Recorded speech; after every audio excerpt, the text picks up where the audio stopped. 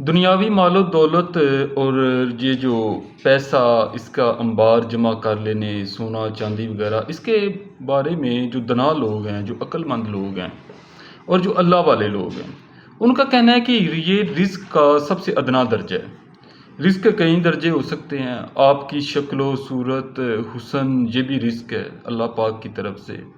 آپ کی آنکھیں رزق ہیں، آپ کی زبان رزق ہے، آپ کے کان رزق ہیں، یہ بال رزق ہیں، یہ ہاتھ رزق ہیں۔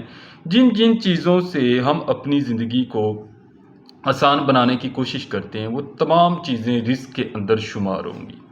اور جو اہل علم ہیں وہ کہتے ہیں کہ مال و دولت جو ہے وہ رزق کا سب سے ادنا سا درجہ ہے۔ اب اسی لحاظ سے دیکھیں، یہ جو اللہ کے نیک لوگ ہوتے ہیں ان کی نظریں بڑی تیز ہوتی ہیں۔ اللہ پاک نے ان کو بڑی صلاحیت دی ہوتی ہے، یہ کسی بھی چیز کو فوری طور پہ بھانپ لیتے ہیں صورتحال کو۔ اسی طرح کا ایک واقعہ، ایک بزرگ گزرے ہیں خلیفہ ہارون الرشید کے زمانے میں، ان کا نام تھا، انہیں مجذوب کہا جاتا ہے، بہلول دنا۔ ایک ان کے اور خلیفہ ہارون الرشید کے حوالے سے بہت زیادہ جو ہیں وہ واقعات تاریخ میں ہمیں مل جاتے ہیں، بڑے سبق آموز واقعات ہیں۔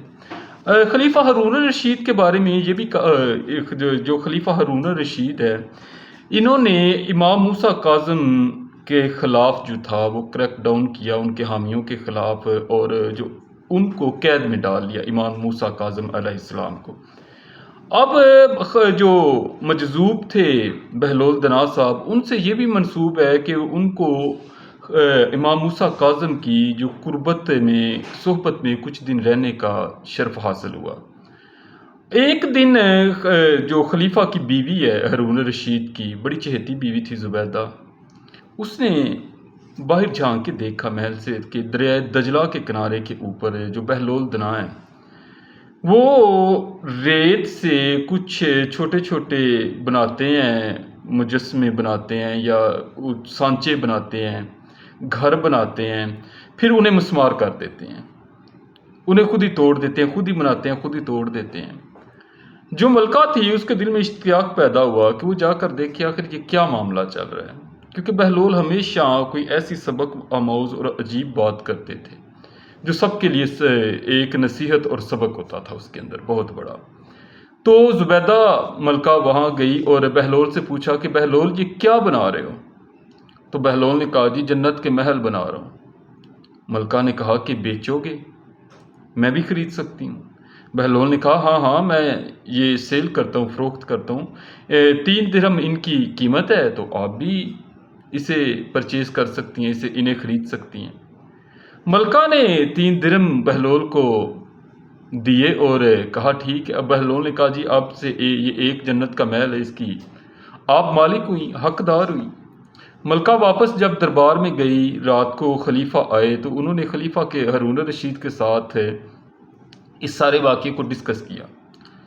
خلیفہ ہارون الرشید کا کیونکہ بہلول کے ساتھ بہت اٹھنا بیٹھنا تھا، وہ جانتا تھا کہ بہلول ایک مجذوب انسان ہے، تو انہوں نے اس بات کو مذاق میں اڑا دیا اور خوب ہنسا خلیفہ ہارون الرشید۔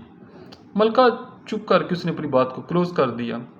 اب جب رات خلیفہ ہارون الرشید سویا اور خواب کے اندر اس نے دیکھا کہ محل ہیں جنت کے، باغات ہیں، نہریں بہہ رہی ہیں، تو ایک محل کے اوپر اس کی بیوی جو ہے زبیدہ، اس کا بھی نام لکھا ہوا ہے۔ تو خلیفہ ہارون الرشید نے اس کے اندر انٹر ہونا چاہا۔ جب اس محل کے اندر انٹر ہونے لگا تو فرشتوں نے، دربان نے اسے روک لیا کہ تم اس کے اندر انٹر نہیں ہو سکتے۔ اس نے کہا کہ کیوں نہیں ہو سکتا، یہ تو میری وائف کا ہے۔ انہوں نے کہا لیکن یہ اس دنیا کے جو قوانین ہیں وہ الگ ہیں، اس جہاں سے تم آئے ہو، چند دن رہ کر آئے ہو، وہاں قوانین الگ ہوتے ہیں۔ یہاں محل کے اندر صرف وہی داخل ہو سکتا ہے جس کا نام لکھا ہوا ہے۔ خلیفہ ہارون الرشید کو پتہ چل گیا کہ یہ تو وہی محل ہے جس کا اس کی وائف زبیدہ ذکر کر رہی تھی۔ اب ساری رات وہ کروٹیں بدلتا رہا، بے قراری میں گزری کہ جلدی جلدی صبح جا کرنا وہ کسی بھی طریقے اس محل کو خرید لے، جنت کے اس محل کو۔ رات گزر گئی، صبح ہوئی تو وہ بھی دریائے دجلہ کے کنارے پہ پہنچ گیا۔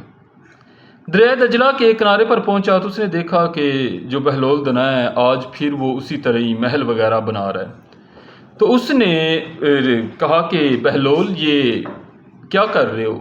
تو بہلول نے پھر وہی جواب دیا کہ جنت کے محل بنا رہا ہوں۔ اس نے کہا بیچو گے؟ بہلول نے کہا جی بالکل بیچوں گا، ضرور بیچوں گا۔ تو خلیفہ ہارون الرشید نے کہا کہ کیا قیمت ہے ان کی؟ بہلول دنا نے کہا کہ تمہاری ساری سلطنت۔ بادشاہ بڑا پریشان ہوا، خلیفہ ہارون الرشید۔ اس نے کہا کل تو یہ 3 درہم کے تھے۔ اس نے کہا کل تک تم نے دیکھے نہیں تھے، کل جو سودا ہوا تھا، کل جو کاروبار ہوا، لین دین، خرید و فروخت ہوئی، وہ بن دیکھا تھا۔ وہ جیسے کہتے ہیں انڈٹھا سودا پنجابی کے اندر، بغیر دیکھے محبت، بغیر سوچے سمجھے کی اطاعت۔ کل تو معاملہ کچھ اور تھا، کل تو عشق محبت تھا، اب تو تم دیکھ کر آ رہے ہو۔ بہلول دنا نے کہا کہ اب خلیفہ تم دیکھ کر آ رہے ہو، اب ان کی قیمت بڑھ گئی ہوئی ہے، اب تم نے دیکھ لی ہوئی ان کی اہمیت۔ جب تمہیں ان کی اہمیت کا پتہ نہیں تھا تو تم ان کا مذاق اڑا رہے تھے۔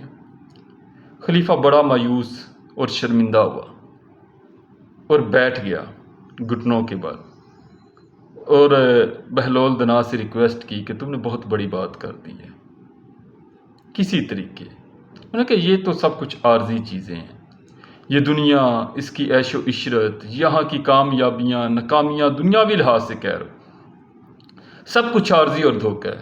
خلیفہ ہارون الرشید نے کہا کہ کسی بھی طریقے بہلول یہ محل مجھے چاہیے، مجھے بھی اس محل کا مالک بنا۔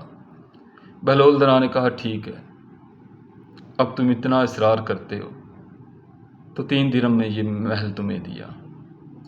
اس میں دیکھیں جو ایک سبق چھپا ہے نا ہمارے لیے، بہت زیادہ سوچنا، ہر چیز کے اندر چتر چلاک بننا۔ یہ اجمل رضا قادری صاحب ہیں، میں ان کی ایک دن بات سن رہا تھا، وہ کہتے ہیں کہ یہ جو چلاکی ہوتی ہیں نا، انسان کا چہرہ بگاڑ دیتی ہیں، حلیہ بدل دیتی ہیں انسان کا۔ اپنے زندگی کے تمام معاملات کے اندر ہلکا پھلکا، صاف اور کلیئر رہیں، اپنی زبان کو پاک رکھیں، لوگوں کو تکلیف نہ دیں، اس سے جب بھی بولیں اس سے کچھ اچھا بولیں۔ اپنے دل میں کسی کے لیے بھی جذبات رکھیں تو بالکل صاف رکھیں۔ اپنی عقل کا استعمال جب بھی کریں اللہ پاک کی مخلوق کی بہتری کے لیے کریں، اور آپ اس دنیا میں بھی سکون پائیں گے اور اگلے جہان بھی سکون پائیں گے انشاءاللہ تعالی۔